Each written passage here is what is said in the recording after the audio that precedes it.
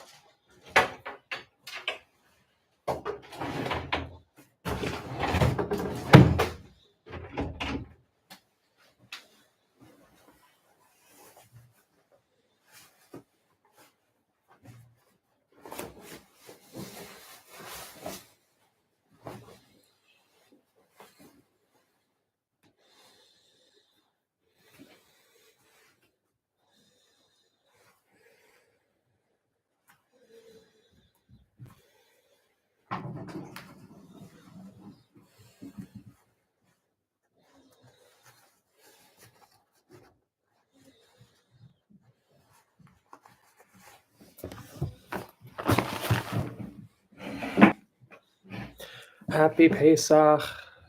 Pesach Kasher Sameach, everybody. Day 2 of the Torah learning sessions. We're going to start now and finish, please God, B'neder at 2 o'clock. Let's pick up where we left off. And we'll start with a prayer before learning. יהי רצון מלפניך, אדוני אלוהי ואלוהי אבותי, שלא ירד דבר תקלה על ידי ולא יכשל בדבר הלכה. וישמחו בי חברי ולא אומר אל טמא טהור ולא אל טהור טמא ולא על מותר אסור ולא על אסור מותר. ולא יכשלו חברי בדבר הלכה ואשמח בהם. כי אדוני ייתן חוכמה מפיו, דעת ותבונה גל, עיני והביט הנפלאות מתורתך. Okay.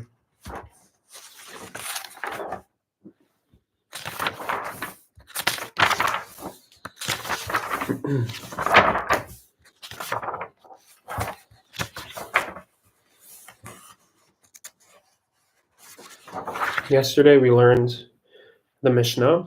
We basically did the entire Mishnah and asked quite a few questions. First of all, why do we ask from when do we read the Shema, but we don't ask till when? And yet we answer both. It's very sudden. We're saying from when do we read the Shema in the evenings? And then we answer that question. And then we continue by saying till when? Which is not natural. When I ask you a question and you answer it, and then you give me more than what I asked you to answer, there's something awkward about that. And I believe it's also the case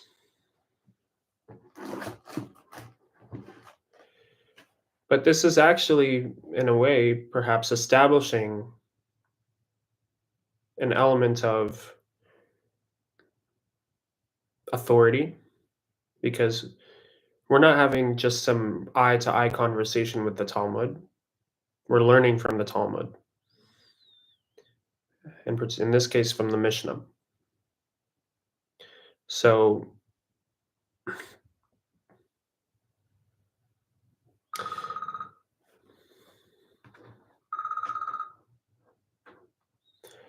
I was using this previously as a rhetorical device. I was describing this previously as a rhetorical device that the Mishnah uses. And I think I have to not necessarily answer the phone call, but I'm going to answer the text.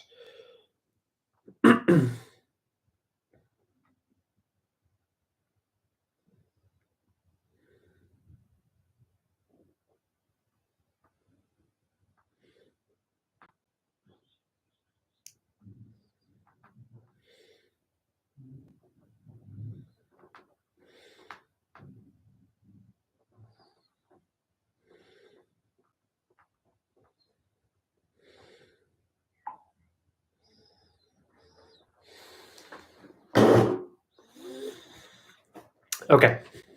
So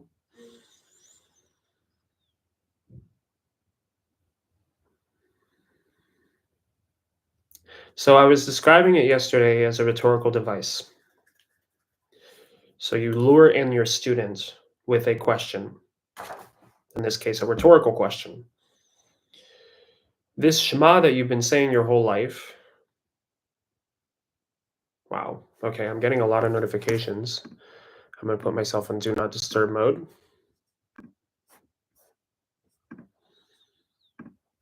Okay, for 1 hour. Thank you. Basically, so I was saying how it lures in the person who is listening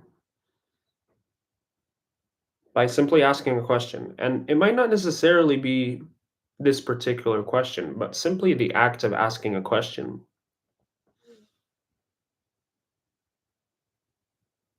generates wonder in a person's mind. It's almost like it creates the hole to hook on.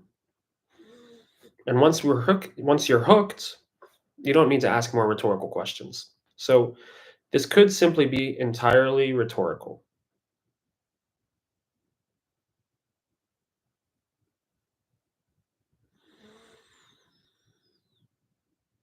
Then we spoke about the ordering of the varied sages and their opinions. So first it says Ad Sofa Shmara Rishona, until the end of the first watch. You can say Shema. And then it says Divrei Rabbi Eliezer. These are the words of Rabbi Eliezer. And then it says, and the sages say, B'chachamim omrim, Ad Chatzot, until midnight. So the ordering is opposed to each other. It's opposite. You have the first opinion that starts with the opinion and then says who says it. And you have the second opinion that starts with the person or the people, Chachamim, sages. And it also has an and, Vavachibur, Vachachamim, and the sages, until midnight. And then it says Rabban Gamliel Omer. And then the third opinion is in the same order as the second opinion, but without an and, without a vav. And yesterday I described it as dynamic. In continuation to the rhetorical device that I said before, this is another rhetorical device of dynamism. It's to establish engagement. It's not predictable, it's not structured. I was thinking about it, and it's possible that it's not necessarily not structured, but it's not two-dimensionally structured. It's almost like there's a picture being painted here in 3 dimensions. It's almost like it's pointing in 3 different directions, not on a flat surface, but in a 3-dimensional space. And the way you can illustrate this is through the language. So these are the words of Rabbi Eliezer. And the sages say, Rabban Gamliel says, so that's another way of looking at it. Because this is perhaps the depth of the Torah and the Jewish teachings and the Jewish people, which is we are not a visual nation. We are an audio nation, auditory. And we can actually hear in 3 dimensions, which is another way of saying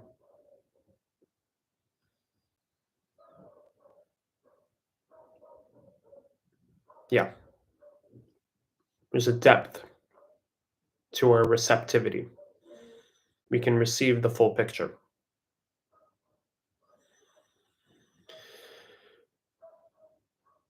Anyways,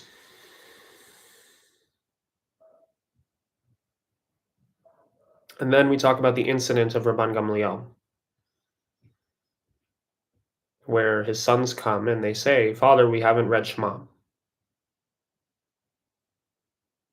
And we can tell from the incident that dawn hasn't, or most likely hasn't yet arrived. And Rabban Gamliel says to his children, if dawn hasn't yet arrived, you must read Shema. In other words, Not only can you read Shema till dawn, you must. Why did he say this? Because you would think either halacha goes according to Rabban Gamliel's opinion, and everyone knows that you can read Shema until the morning. So why does he need to tell his children? So we can infer from that that, at least as far as everyone then knew, including Rabban Gamliel's sons, or at least Rabban Gamliel's sons knew, halacha says you can only read until earlier. So he had to tell them and inform them. Hey, wait.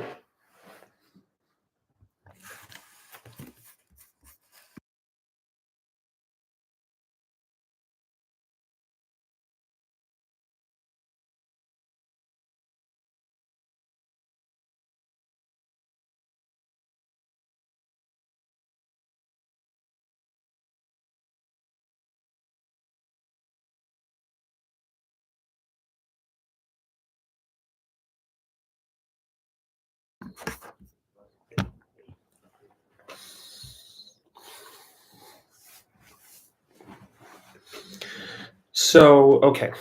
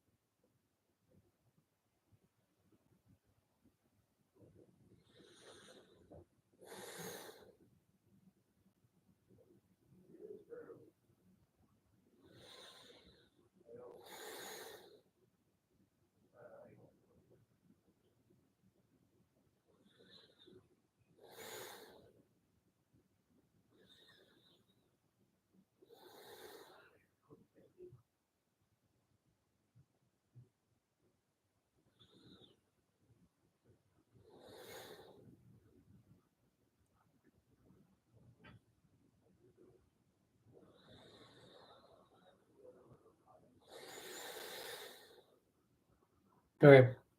Okay, so basically,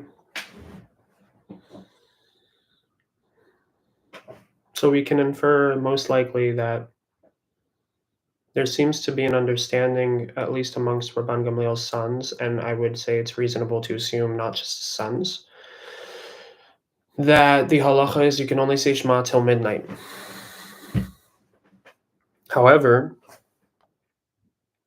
Rabban Gamliel tells them in this incident, you must say Shema if the dawn hasn't arrived.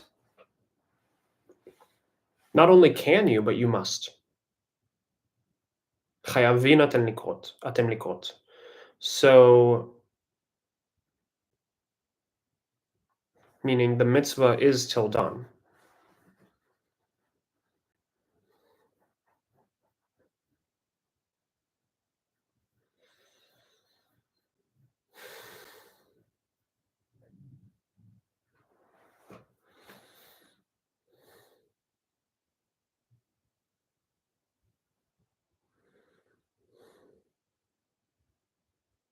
And he was explaining that the sages said till midnight, really just to distance man from transgression. Not just regarding Kriyat Shema, but also regarding any other thing that they say is till midnight. Really, all of them are till dawn, but they want to distance man from transgression. So this includes Hekter Chalavim Be'evarim, which is the burning of the fats, and the Evarim, which I suppose mean organs, but which organs, I'm not sure. I just read Rashi, but I don't want to go straight. I don't want to go to Rashi yet. So, Hekter Chalavim Be'evarim, and everything that is eaten for one day. So this is referring to any sacrifices that you have one day allotted to you to finish them, which includes the night, I believe, unequivocally. And in this case, the sages instituted that you have to finish it by midnight, no matter what. And so it's a rabbinic enactment till midnight, but biblically you're really obliged till only after till dawn of the next day. And I asked, why didn't Rabban Gamliel phrase it differently? Why did he say that the sages said till midnight in order to distance man from transgression? Why didn't he say it was a fence?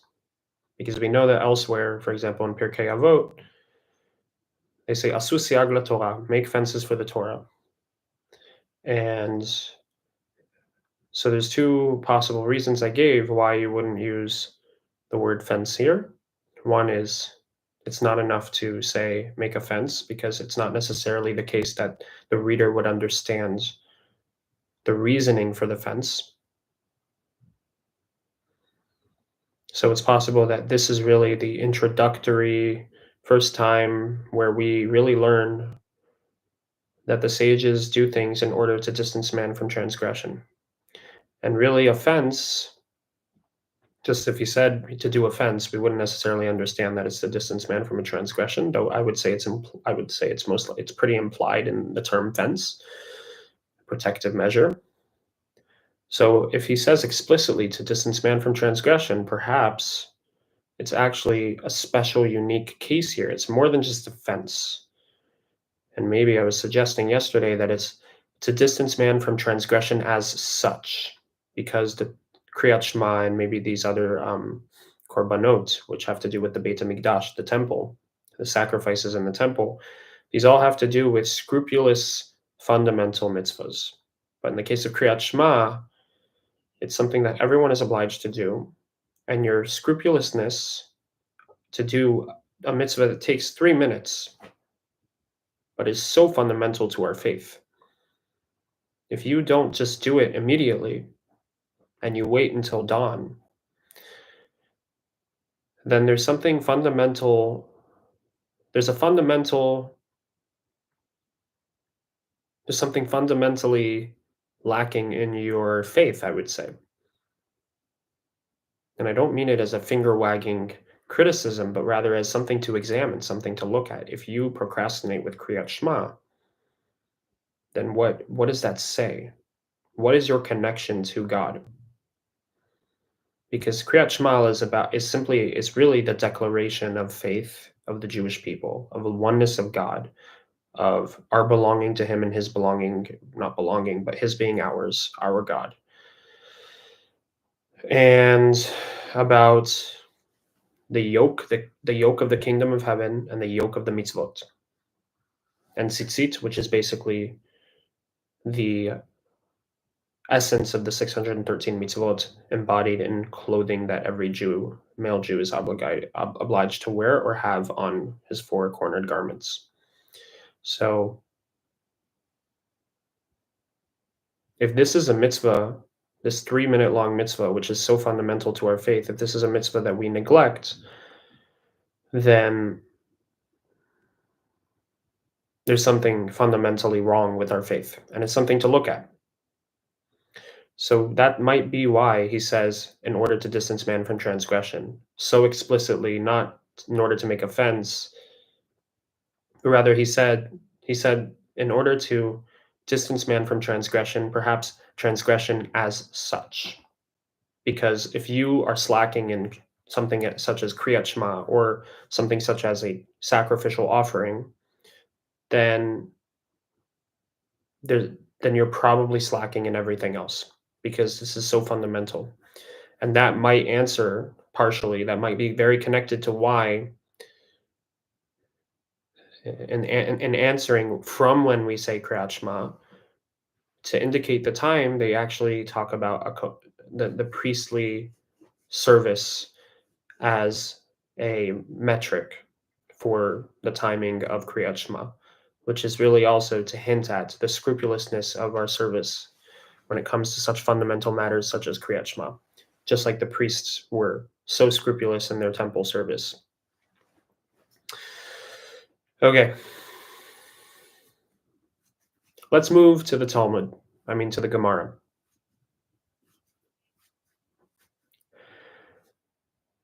As you can see, I'm a little bit lethargic today. we are asked from Hashem to serve Him with all our hearts, the, the parts of ourselves that we are more happy about and the parts of ourselves that we are less happy about. So today, I guess I'm working Hashem, serving Hashem with the parts of me that I feel a little less happy about. But may this all really just be part of my sacrificial offering to Him.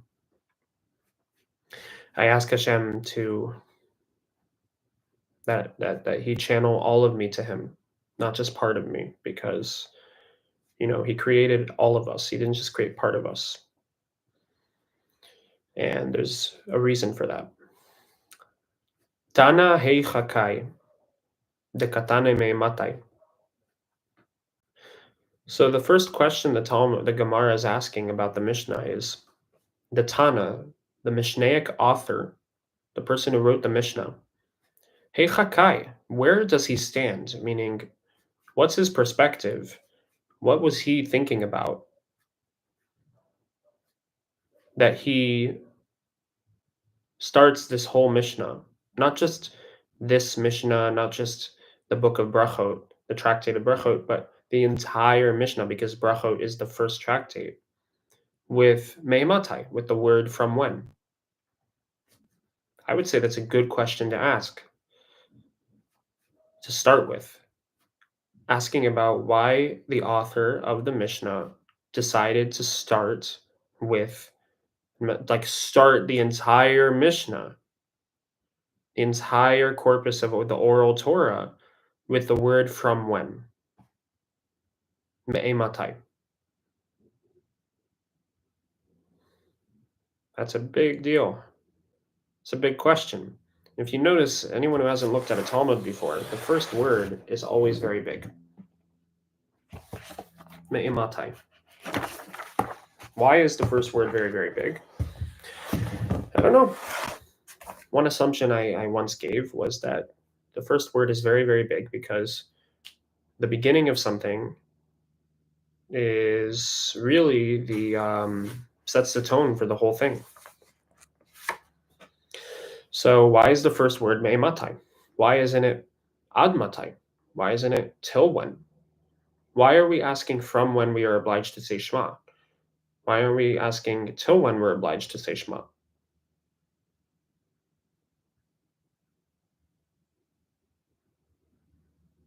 For example. And also, why are we starting with the Shema? And why are we starting with asking questions of timing? There's so many other questions we can ask about Shema. You can ask, what are the words of Shema? Really, it's not explicitly stated in the Torah what we're supposed to read. Also, where do we derive the mitzvah of Shema? Do we get it from what's written in the Shema? V'shinantam levanecha, and you shall repeat it to your children, or sharpen it to your children. Sorry, repeat them, sharpen them to your children. So why are we starting with me'ematai? This is a very good question. If I were taking this book or this corpus so seriously, and every word is a divinely ordinated writing, I would also probably want to ask, why does it start with this word? Why does the entire corpus of the oral Torah begin with the word from when? So the question is, Tana hei chakai, where does the Mishnaic author, the Tana, stand in his mind? The katane me matai, that he wrote, that he learns the question me matai. Further, vetu, maishna, what's the difference here? Detane, that he learns or says or asks or writes. Be'arvit bereisha, why does he start with the evening? Litnei de shacharit bereisha, why don't you start with the morning? Why are we starting with the Kriyat Shema of the night and not the Kriyat Shema of the morning?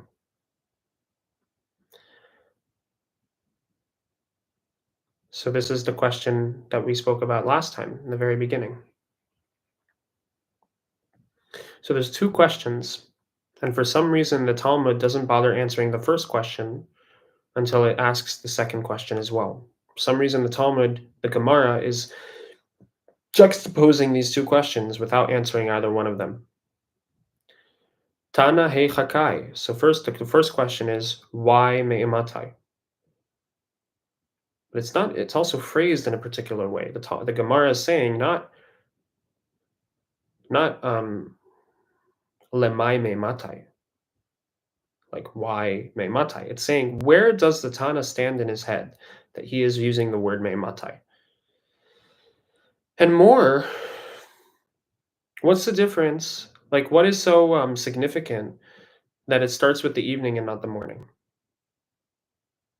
So if you think about it, maybe this also has to do with my question. Why me'ematai and not admatai? Why from when and not till when? Because the nature of the morning is till when. So maybe it's asking, really, these are both the same kind of question. It's a question of order. The first order is, why aren't you asking till when? Why are you starting with from when? And second of all, why are you not asking from the morning? Why are you starting with the evening? Now, I don't really understand, why does the Gemara assume that there is the same answer for both of these questions? I mean, maybe there isn't, but why are you asking both of these questions next to each other? So maybe because they're parallel questions on different scales. They're both questions of chronology and order.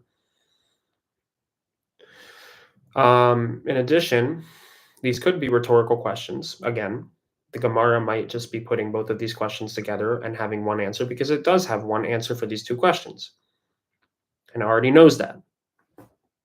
So, Tana Heichakai, where does the author stand, the Katane Meimatai, that he teaches or asks or writes Meimatai from when? Vetu, and further, Maishna Datane Be'arvit Bereisha, Litnei de Shacharit Bereisha. What is significant that it starts with Mariv, with the evening? Why not start with the morning? And the answer, Tana Akrakai. The Mishnaic author is standing on biblical grounds. It's written in the written Torah. Dichtiv, as it's written, Bishoch becha uvkumecha. So this is from the verse regarding Kriyat Shema. It says, and in your lying down and in your standing up, or in your arising. So this is the biblical verse.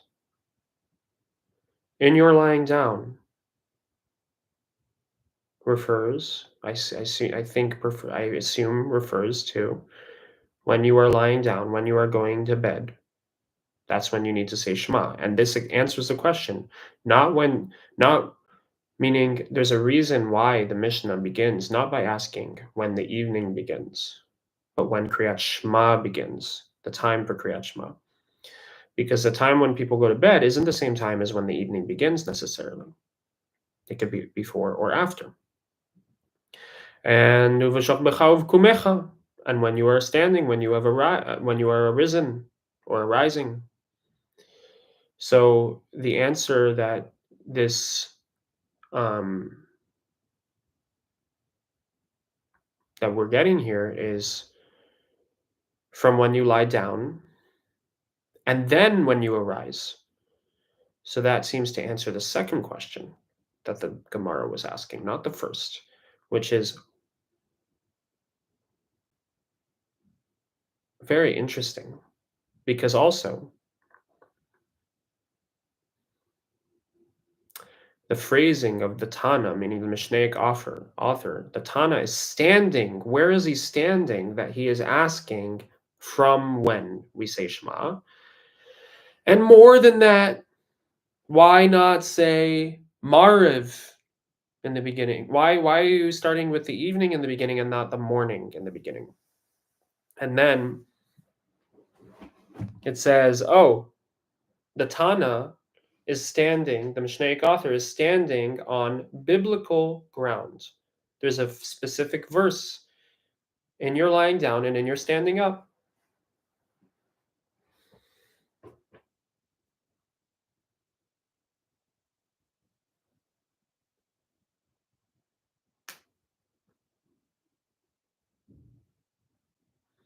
But it's interesting because the phrasing it's using is parallel to the first question, not the second question, even though it seems to be more explicitly answering the second question of why we're starting with the evening and not the morning. The phrasing of the Tana is standing on biblical grounds is more parallel to the first question of where does the Tana stand when he's saying from when? Me'ematai. So in some way, it seems to be implying to me, and in general, that it's answering the first question. Why are we starting with Me'ematai?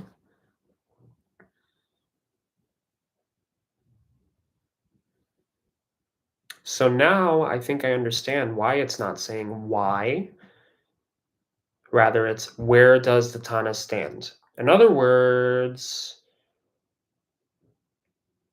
it's not asking why does the Tana choose to start with this question, which is also a very interesting point. Why not?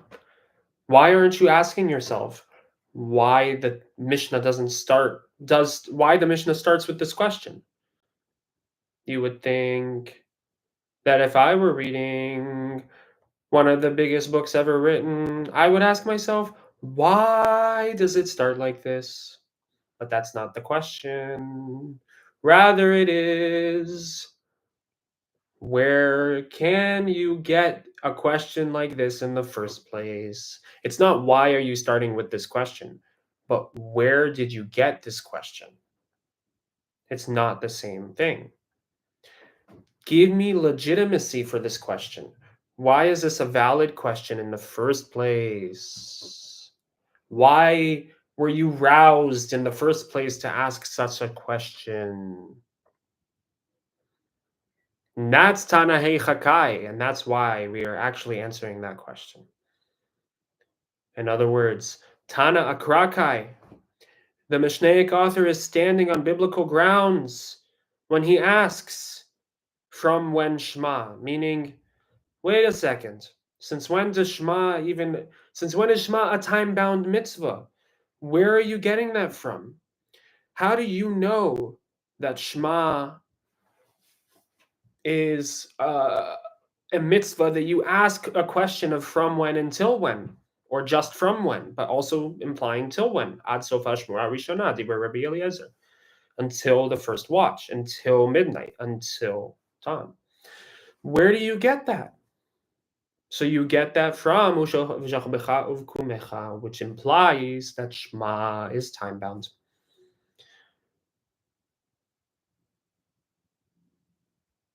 And that also answers the second question.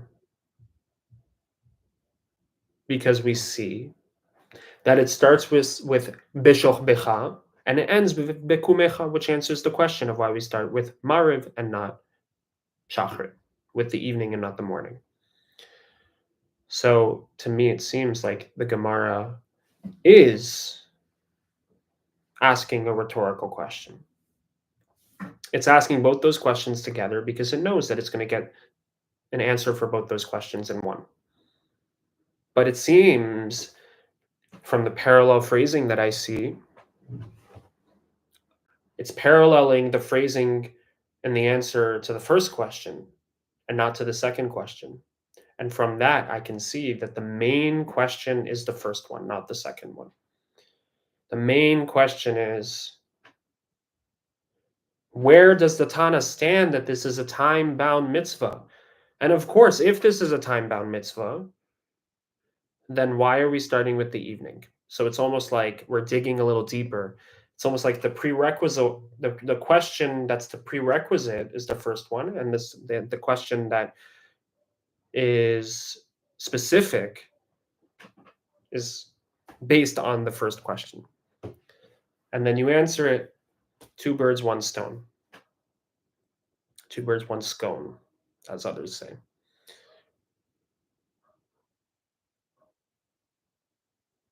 It's interesting, though, because it seems not to even be referring explicitly after that to the second question. It's just saying, The Tana is standing on biblical grounds, as it is written, Bishochbecha v'kumecha, in your lying down and in your standing up, which is basically saying, oh yeah, you're asking where the Tana is getting this question of Meimatai from. From when? I'll tell you where. Bishochbecha v'kumecha, in your lying down and in your standing up. And then it just ignores in the answer, seemingly, the question of, wait, why are we starting with the evening and not the morning? Obviously, we as the reader can see that we can already answer it. We can say, oh, it starts with when you're lying down and not when you're getting up. So that's in the evening first. But it's interesting, like, why doesn't it say Bishochbecha uveaz bekumecha, first when you're lying down and then when you're getting up? That would show me that the Gemara also has a second question in mind when it's giving this answer explicitly. But I can just assume it is, though I don't understand entirely why it's not making it clearer. It's almost like b'derech agav. The second question is both being asked and answered, meaning it's coming as almost like an accompaniment to the first question, and as being answered, it's coming as an accompaniment. It's not really being primarily attended to.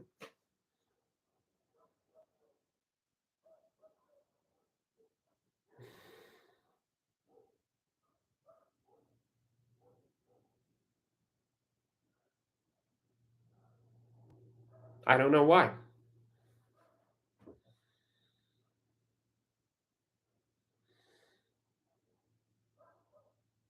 That might be associated with the phrasing of the second question. The second question is actually asked as a challenge.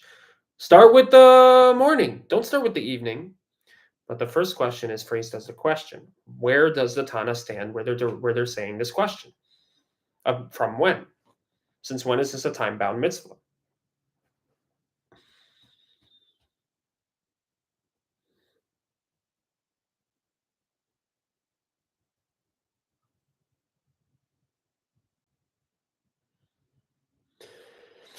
Okay.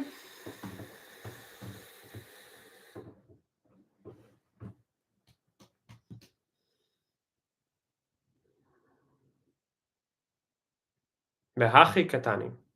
And this is what the Tana was saying when the Tana wrote Me'ematai. Zman kriyat shma dishchiva emat. The time of kriyat shma when you're lying down. When is that? Misha'ah she'akohanim nichnasim lechol bitrumatan. The time when you must say kriyat shma of lying down is from the moment the priests enter to eat their elevation offering.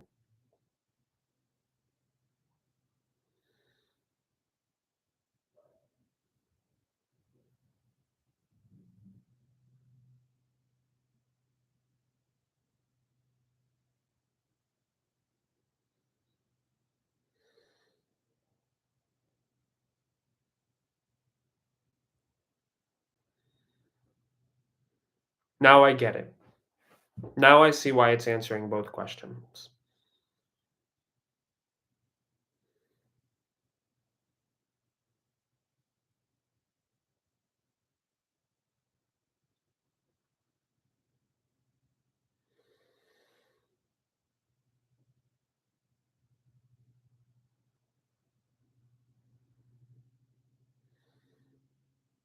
So this, I think, is what it's saying. It's saying, listen, I'll tell you an answer to both your questions. You asked, where does the Tana stand that the Tana is talking about time-bound mitzvahs? Since when is Kriyat Shema a time-bound mitzvah? Or something like that. Meaning, you're asking, where does the Tana stand that this is even a question? Where is this question coming from biblically? What is the Tana standing on when it says, from when do you read Shema? That's number one. Second question is, you're asking, and why are you starting with the evening? Why not start with the morning? I'm not taking anything for granted. First of all, why do you have a question of from when? And second of all, why are you starting with the evening Shema if you're telling me that there is an evening Shema Why are you starting with the evening and not the morning? And the answer is, I'll tell you why. I'll tell you why for both. First of all, the Tana is standing on the ground of the verse Uveshoch becha uvkumecha, the verse that says from when you are lying down and when you are standing up, not from, but when you are lying down and when you are standing up. And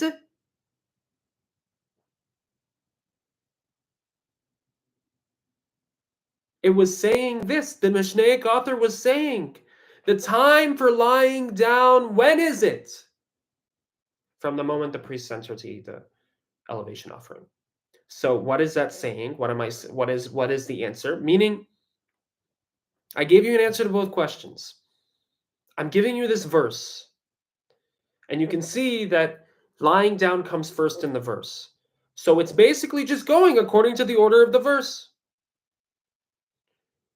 And that's why these two questions are linked to each other and they're asked together before you get an answer to either one of them.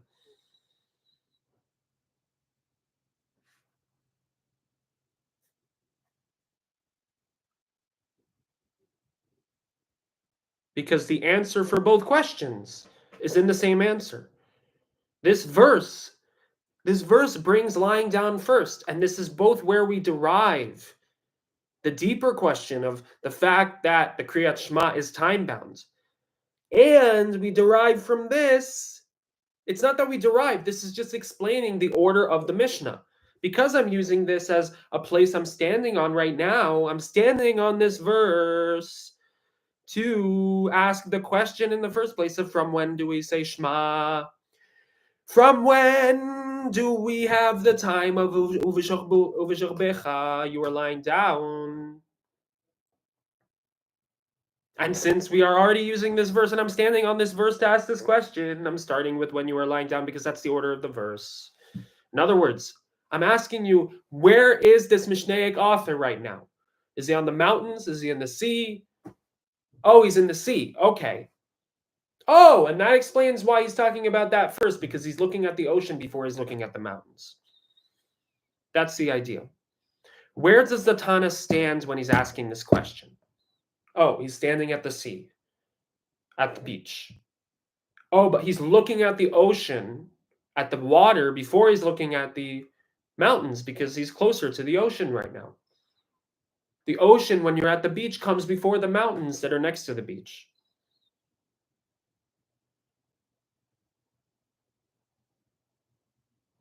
That's the idea.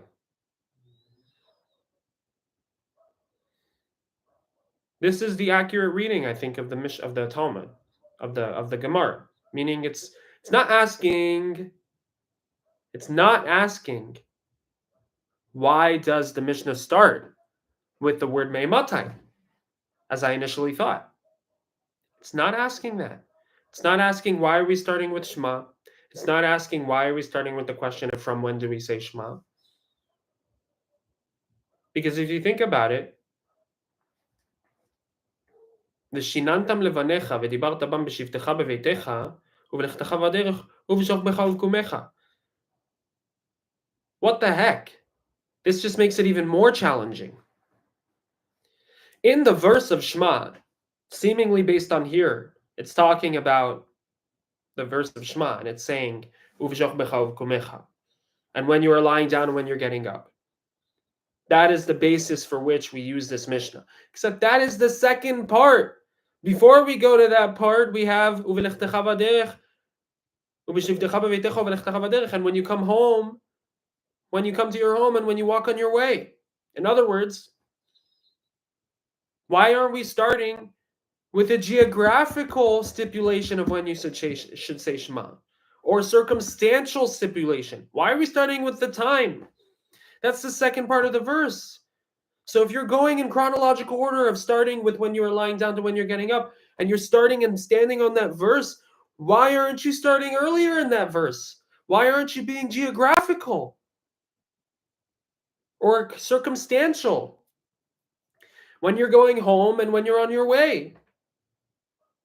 Why not?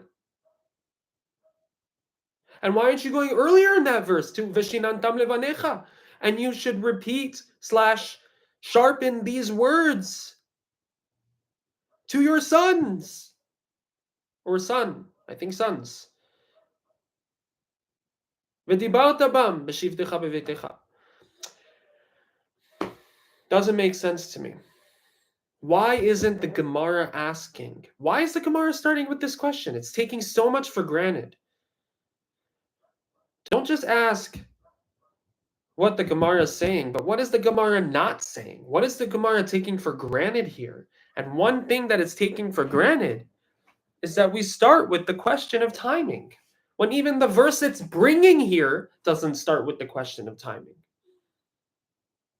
And no, and even deeper than that, why isn't the Gemara asking a question I would think of asking when I'm reading the most important, significant corpus ever written other than the Torah itself, the written Torah itself? Why wouldn't it ask? Why is it starting with this word? Why is it starting with this subject? It's not asking that. It's taking for granted that it's starting with the word, it's starting with the subject of Shema. Why is Shema so maybe there's a few answers. Number one, the oral Torah doesn't have an order. Just because this is the first tractate, it is somewhat arbitrary.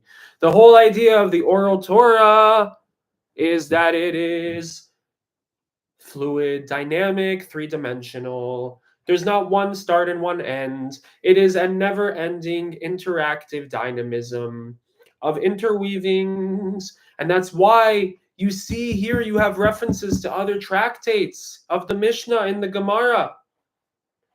And I, as a reader, I'm like, I didn't get there yet. And you realize, no, that is because the oral Torah is all connected. It's a three-dimensional orb. It's not just like a line.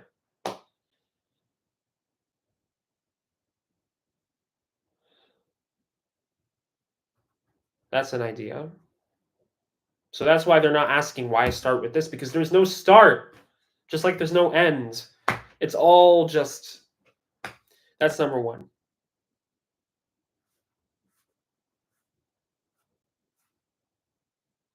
But we can see that the Gemara is referring to the order of the Mishnah, because it's asking, why are you starting with evening and not morning? So it is referring to starting. Again, that's starting of this specific Mishnah, perhaps, or of this specific tractate, not necessarily all the Mishnah. So maybe that answers that question.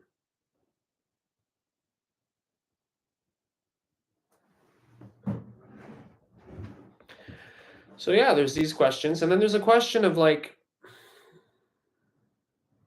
and then another possibility is, why wouldn't you start with Shema?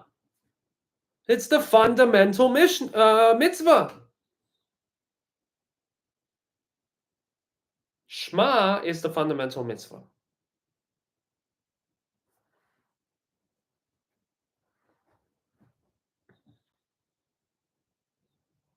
That's what Chazal take for granted, the sages take for granted.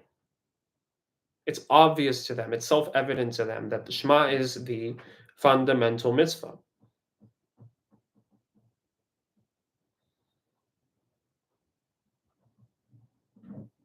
Maybe.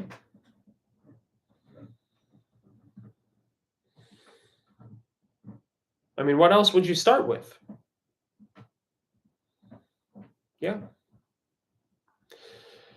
But even then, I still don't get why Chazal are going to the end of the verse of Veshinantam Levanecha, and you should teach to your children. Why not start with why we're obligated to teach our sons? Or how we're obligated to teach our sons? Or why not go to the second part of the verse, not the third part, the second part where it says, and when you return to your home and when you go on your way. So explain that to me. Why are you starting with the third part of the verse and I think the last part of the verse?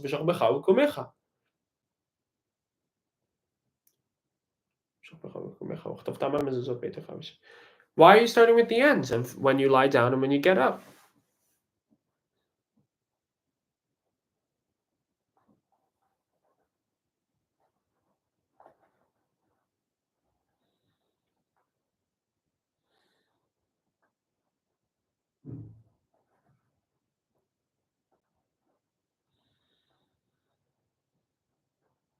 Hmm.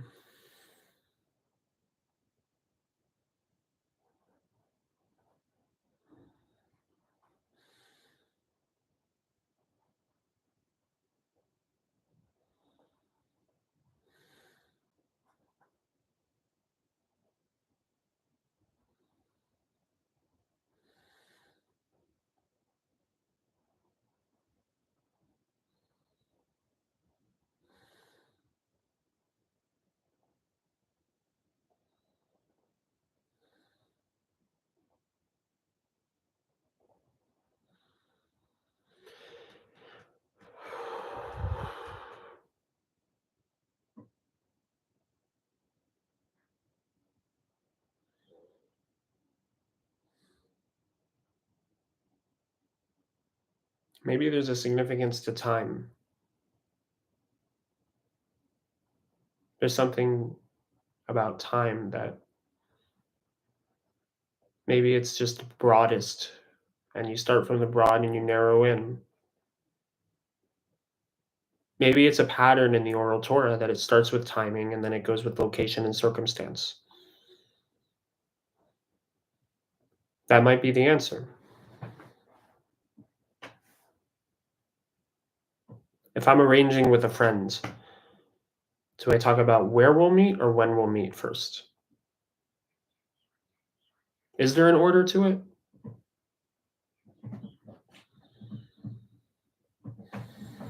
I think we start with when, and then we get into the details of how and where. And time seems to be the dominant dimension in a person's life, more dominant than circumstance, more than we want to rule circumstance and physicality, we want to rule time. And that might be why the first mitzvah the Jewish people got as a people was rule dominion over time. Chodesh, Rosh Chodesh, the first of the month. They determine when the month changes. Before they got a land, they got dominion over time. And in a sense, perhaps the exile of the Jewish people is more significantly not just an exile from a land, but an exile from their dominion over time. A person who doesn't control their own time doesn't control their own lives. They don't have sovereignty. And hence, you can see that the Jewish people here, we are in the land of Israel, but our sovereignty is not entire in its entirety. When we will rule over time again, when we will be able to determine when the new month comes, not just from a predetermined calculation, but from our own monthly determination. Now, that's the freedom of self determination right there. When does your day start? When do you begin your life? When? Not where. When?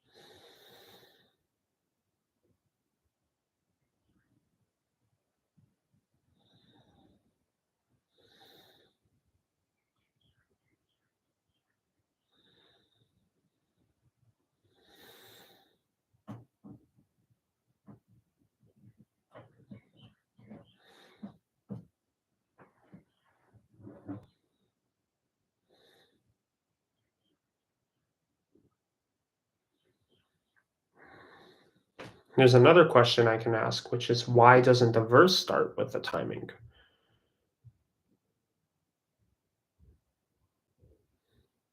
This might be the nature of the oral Torah versus the nature of the written Torah. The written Torah is from the ground up. The oral Torah is from the top down.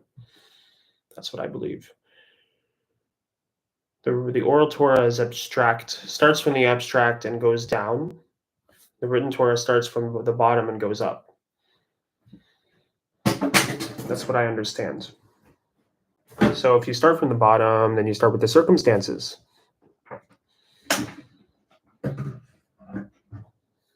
But if you start from the top, you start with the principles.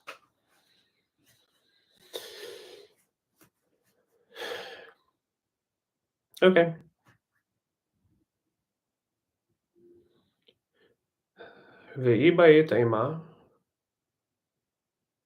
It's exhausting. Yalif mi briato shel olam. But if you will, if you wish, we don't have to learn from that verse. It could be that the Tana, the Mishnaic author, Yalif, is actually learning this whole thing from the creation of the world. As it is written, Vayhi erev vayhi voker yom echad. And it was evening, and it was morning one day. In other words, from the order of creation, it says that the night comes before the morning, so we're also going to start with the night when we talk about Kriyat Shema. But that doesn't seem to answer the question of why we talk about when Shema starts and not when the evening starts. Dichtiv vayhi erev vayhi voker yom echad.